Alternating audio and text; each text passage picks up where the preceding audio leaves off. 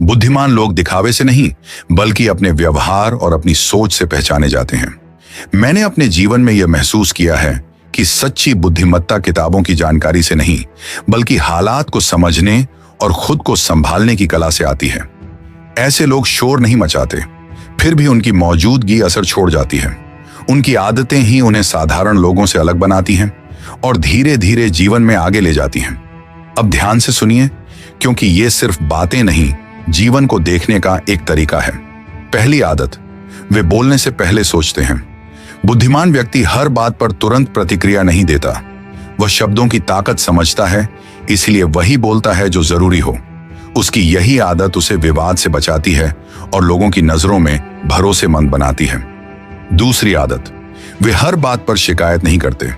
समझदार लोग हालात को कोसने के बजाय समाधान ढूंढते हैं।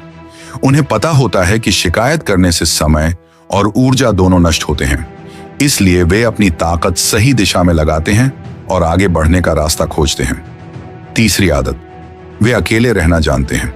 बुद्धिमान लोगों को हर समय संगति की जरूरत नहीं होती। वे अकेले रहकर खुद से बात करना सीख चुके होते हैं। यही अकेलापन उन्हें गहराई से सोचने और सही निर्णय लेने की ताकत देता है। चौथी आदत, वे सीखने की आदत कभी नहीं छोड़ते। उम्र या अनुभव चाहे जितना हो, वे खुद को पूरा नहीं मानते। हर व्यक्ति, हर परिस्थिति और हर दिन से कुछ नया सीखने की कोशिश करते हैं। यही विनम्रता उन्हें भीतर से बड़ा बनाती है। पांचवी आदत, वे भावनाओं पर नियंत्रण रखते हैं। गुस्सा, डर या अहंकार उनके फैसलों को नहीं चलाते। वे जानते हैं कि भावनाओं में लिया गया निर्णय अक्सर नुकसान देता है, इसलिए वे रुकते हैं, सोचते हैं और फिर कदम उठाते हैं। छठी आदत, वे दिखावे से दूर रहते हैं।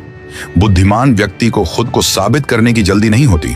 उसे पता होता है कि समय खुद सच्चाई दिखा देता है, इसलिए वह शोर नहीं करता, वह काम करता है और उसका काम ही उसकी पहचान बनता है। सातवीं आदत, वे गलतियों को स्वीकार करते हैं। गलती होने पर बहाने बनाना उन्हें पसंद नहीं। वे अपनी गलती मानते हैं, उसे समझते हैं और उससे सीख लेते हैं। यही आदत उन्हें हर अनुभव के बाद और मजबूत बनाती है। आठवीं आदत, वे हर किसी से तुलना नहीं करते। बुद्धिमान लोग जानते हैं कि हर व्यक्ति की यात्रा अलग होती है, इसलिए वे दूसरों की सफलता देखकर जलते नहीं बल्कि प्रेरणा लेते हैं। यही सोच उन्हें मानसिक शांति देती है। नौवीं आदत, वे कम में भी संतोष ढूंढ लेते हैं। उनकी खुशी सिर्फ बड़ी उपलब्धियों पर निर्भर नहीं होती।